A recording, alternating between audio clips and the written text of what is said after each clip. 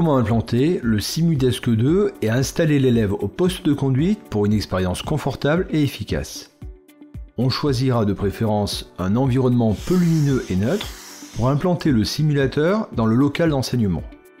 Ainsi, l'élève pourra profiter de la richesse des contrastes de l'écran et ne pas se laisser distraire par l'arrière-plan de l'environnement. Une chaise de bureau avec un vérin de réglage permet de réaliser l'ajustement de la hauteur au besoin. Fixé sur une table standard d'environ 70 à 75 cm, le volant se trouve naturellement à une hauteur proche d'un poste de conduite automobile et ne demande pas de réglage particulier. L'ensemble du pédalier est ajustable en un clin d'œil. Il suffit de le soulever légèrement pour désengager les plots et de le replacer à la distance voulue.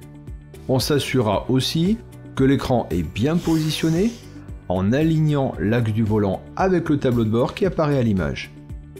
Il est possible de régler la hauteur pour l'ajuster au regard de l'élève. Et pour une parfaite netteté, on peut aussi jouer sur l'inclinaison de l'écran.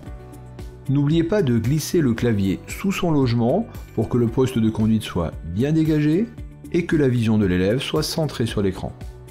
Pour une meilleure immersion, l'élève peut aussi connecter un casque audio sur le simulateur. Dans le cas d'une utilisation multi-élève, une implantation en étoile des simulateurs est la solution la plus adaptée.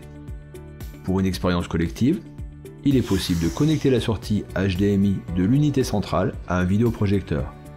Avec sa simplicité de mise en œuvre, en moins de 5 minutes, le poste de conduite de Simudesk 2 est opérationnel.